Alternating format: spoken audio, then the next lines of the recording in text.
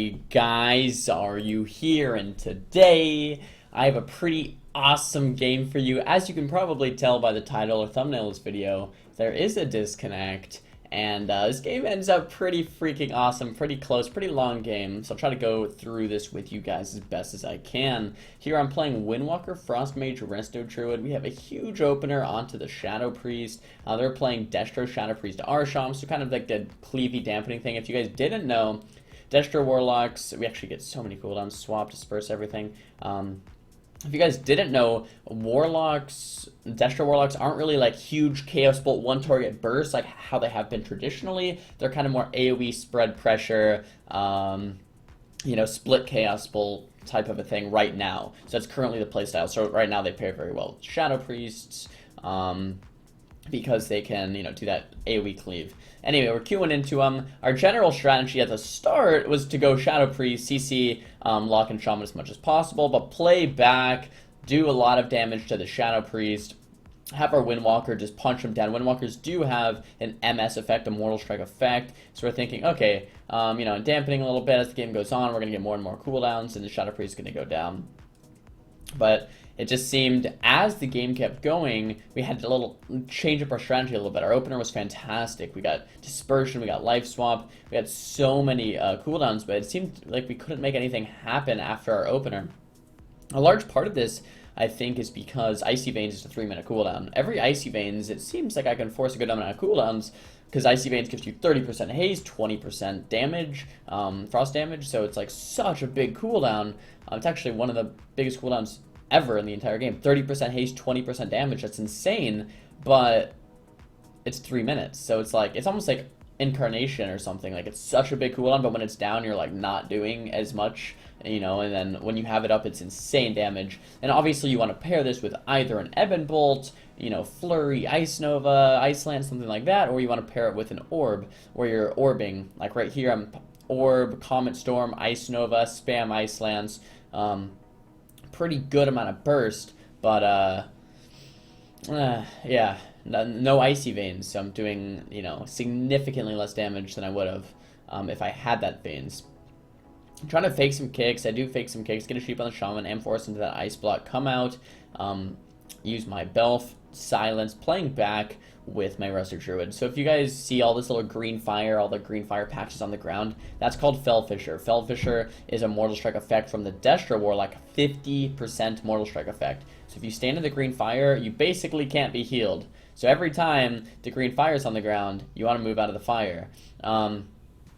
It kind of is annoying though. As you can see, I'm standing in it here for a second because I move out of it. I'm already out of it right now. So you have to be just out of it. But as soon as you get hit, you want to try to move out of it. But it is annoying because if he's spamming Chaos Bolts on you, that means you have to keep moving, and you can't cast while you're moving, right? So you have to keep canceling your cast and it's almost like every time you Chaos Bolts, you have to cancel your cast. So it's really, really annoying. Sometimes you have to sit in it to get a couple casts off, but moving out of it when you have like Hogs rolling, or moving out of it when you're low HP is obviously very, very necessary.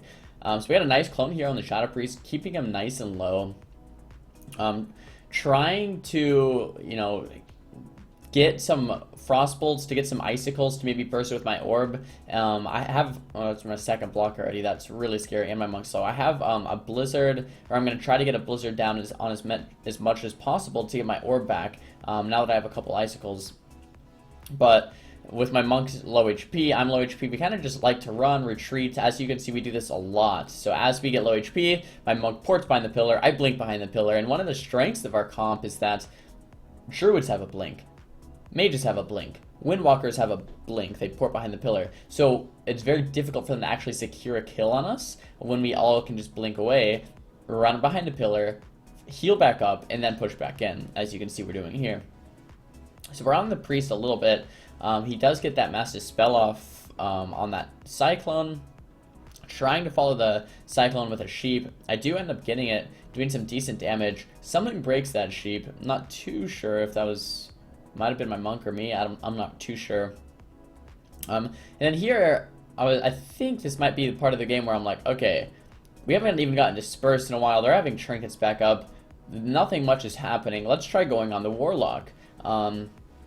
Destro Warlocks are a very squishy target. They have that wall on that cooldown, but that's pretty much about it. The grounding totem comes down. I belf the shaman into a full sheep. I really like doing belf into sheeps. Maybe it wasn't necessary there, actually, because it stops grounding and shear, right? Which is very, very nice. Helps you get the sheeps a lot easier. But yeah, as we're switching to this Destro Lock, the Destro Lock just seems to be always at a much lower amount of life. A beautiful clone going out to keep the Warlock nice and low, and that Earthen Shield Totem. I have Sheep the Shaman. We overlap Bash a little bit. Getting some Fist of Fury here. Some AoE Cleave a little bit. Keeping everything nice and controlled, CC'd. My Resto Druid and I are split on opposite ends of the map right now, so it's not very good. I kind of want to play right where I am, right here on this pillar. I do pop Temp Shield, and as I'm thinking about it, I don't think Temp Shield is the best bet. If I were to play this again, I think I would go Dampened Magic. Temp Shield never really gave me too much value. Like, these guys don't burst very hard. It's just that consistent rot pressure that's killing us. So if I was Dampened Magic, I would have 20% reduced damage to dot effects instead of that Temporal Shield. So yeah, if I were to play them again, I'd probably switch talents. Other than that, I actually might, instead of Ring of Frost, I might actually switch to Frigid Winds as well, 15% extra slow, just to really lock down the Warlock when I have my slows on him. Get a sheep there on the Shaman, get a re-sheep on that Mass Dispel, trying to get one more sheep. We'll see if I get it. I do. We get that Warlock's Wall. Warlock has no Trinket, no Wall. Shaman's getting CC'd, bash in a clone after 3 sheeps, counterspell the Warlock there, and I disconnect. I had an Ebon Bolt up, the guy was in a clone, Warlock was getting about 30%. I was so sad. So sad. Luckily, we do know these guys. They are friends of ours. Little Whistler, Whiskay, the Shadow Priest, Heng, the Warlock, his Matron. So these guys were pretty cool. They let us log back in. I think... Oh, maybe the Shadow Priest wasn't waiting, but I think the Warlock might have been. Anyway, my Druid kept us alive somehow, some way while we were offline. I'm not sure if the enemy team was completely waiting, or some of them, or what. But we're alive, so I was very happy with that. As you can see, when I logged back in, I don't have my Gladius anymore, which made me very sad. If you guys didn't know, I use Gladius to target, focus, track trinkets, cooldowns, CC, cast bars. So when I don't have Gladius, it's very difficult. I'm just not used to it. It's very difficult for me to play. Move out of that Fellfisher there. Dumping a lot of damage into the Shadow Priest. I do have a kick available. I blink CS into the grounding. Newbie play by me. Trying to go for a sheep. I do get shear, counterspell, grounding, all these outs out of the way. Pushing in for it, but I can't quite manage to get any CC. And force into an ice block. I do have another ice block available. It seems like just going onto the lock is definitely a much better strategy. We've been surviving a lot better. My monk gets so low right now. So low. I can't believe he survives. I go ahead and sheep up the Shaman full. The priest actually misses his Mass Dispel, getting an Ebon Bolt off onto the lock. He actually reflects it, so I stop casting there. Casting another Ebon Bolt, trying to get it off. Some big Ebon Bolt damage into the lock, taking him to about half HP. Dampening is setting in. I do have a kick available. I lock the Shaman full. The Shaman gets full cloned out of my lockout. Surely this lock will go down soon. I pop Orb, going ham on pretty much everything right here. And then the priest has another life swap. So since we took so long to actually go on this lock, we got a life swap at the start of the game. And now we got another life swap right there when the lock was about to die. So now the priest has no life swap. I don't think the lock has wall. They're running low on cooldowns. I'm not sure currently on their trinkets, the status of their trinkets, but everything's getting rotted. I have been casting quite a bit of Blizzard, so I have another orb here in about 15 seconds.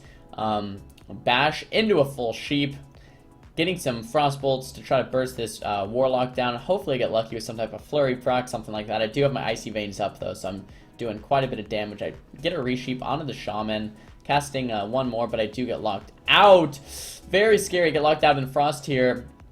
Got very low. I almost died without blocking. The lock is so low. I have another block available too, so I'm not too worried about myself. And the lock finally goes down. So that was a pretty freaking epic, intense match. Windwalker Mage versus Destro Shadow Priest with a disconnect and a win there in the end. Thumbs the video up, guys, if you liked it. There's the scoreboard if you want to check everything out. Thumbs the video down if you didn't like it.